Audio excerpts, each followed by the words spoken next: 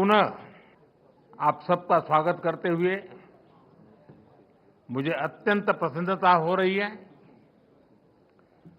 मुझे विश्वास है कि यह समिट एक human centric, sensitive, global AI ecosystem के निर्माण में अहम भूमिका निभाएगा। फ्रेंड्स, हम इतिहास पर नजर डालें तो पता चलता है कि इंसान ने हर डिसरप्शन को एक नए अवसर में बदला है। आज हमारे सामने फिर ऐसा ही अवसर आया है। हमें मिलकर इस डिसरप्शन को मानवता के सबसे बड़े अवसर के रूप में बदल देना है।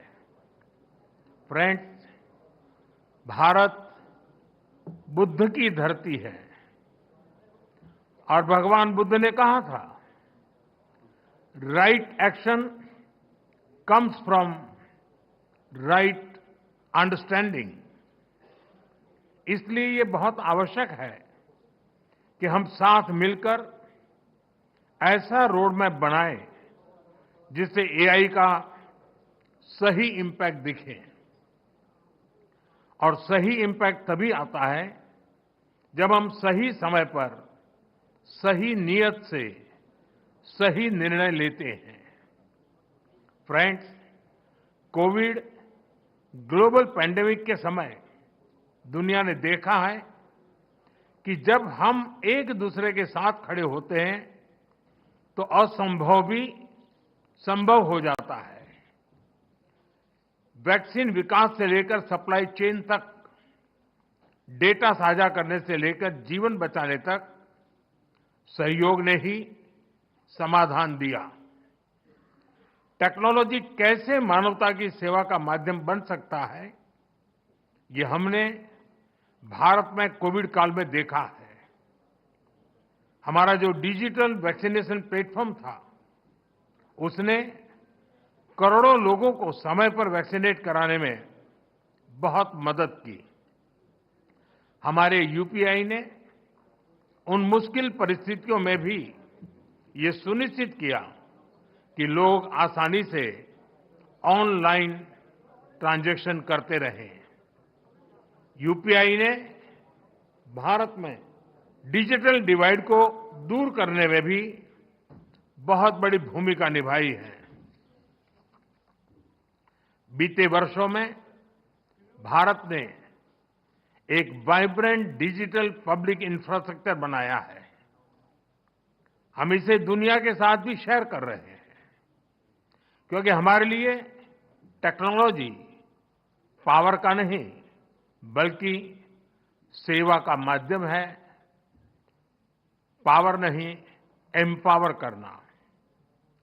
एआई की दिशा भी ऐसी होनी चाहिए जिससे पूरी मानवता का कल्याण हो। फ्रेंड्स, अतीत में टेक्नोलॉजी ने डिवीजन क्रिएट किए, लेकिन वर्तमान में एआई टेक्नोलॉजी सबके लिए सुलभ हो, सबकी पहुंच में हो, ये हमारा लक्ष्य होना चाहिए। इसलिए आज जब हम एआई के फ्यूचर पर चर्चा कर रहे हैं तो हमें ग्लोबल साउथ की आकांक्षाओं और प्राथमिकताओं को भी एआई गवर्नेंस के केंद्र में रखना होगा। एक्सेलेंसीज, युग चाहे कोई भी रहा हो, एथिक्स हमेशा ही चर्चा के केंद्र में रहा है। अंतर बस इतना आया है कि पहले अनएथिकल बिहेवियर का दायरा बहुत छोटा होता था, लेकिन एआई में इसका दायरा असीमित है, अनलिमिटेड है। इसलिए एआई के लिए हमें एथिकल बिहेवियर और नॉर्म्स का दायरा भी असीमित बनाना होगा। एआई कंपनियों के सामने बहुत बड़ी जिम्मेदारी है। प्रॉफिट के साथ साथ पर्पज पर भी फोकस हो, ऐसे एथिकल कमिटमेंट की बहुत आवश्यकता है। व्यक्तिगत स्तर पर एआई हमारी लर्निंग, इंटेलिजेंस और इमोशंस को प्रभावित कर रही है। एक्सेलेंसी, एआई के एथिकल उपयोग के लिए मेरे 3 सुझाव हैं। फर्स्ट, डेटा सॉवरेनिटी को रिस्पेक्ट करते हुए एआई ट्रेनिंग के लिए एक डेटा फ्रेमवर्क बने। जैसे एआई में कहा जाता है, गार्बेज इन, गार्बेज आउट। अगर डेटा सुरक्षित, संतुलित, विश्वसनीय नहीं होगा तो आउटपुट भी भरोसेमंद नहीं होगा। इसलिए ग्लोबल ट्रस्टेड डेटा फ्रेमवर्क जरूरी है। सेकंड, एआई प्लेटफॉर्म अपने सेफ्टी रूल्स बहुत क्लियर और ट्रांसपेरेंट रखे। हमें ब्लैक बॉक्स के बदले ग्लास बॉक्स अप्रोच चाहिए, जहां सेफ्टी रूल्स देखे और वेरीफाई किए जा सके। तब अकाउंटेबिलिटी भी क्लियर होगी और बिजनेस में एथिकल बिहेवियर को भी बूस्ट मिलेगा। थर्ड, एआई रिसर्च में पेपर क्लिप प्रॉब्लम का उदाहरण दिया जाता है।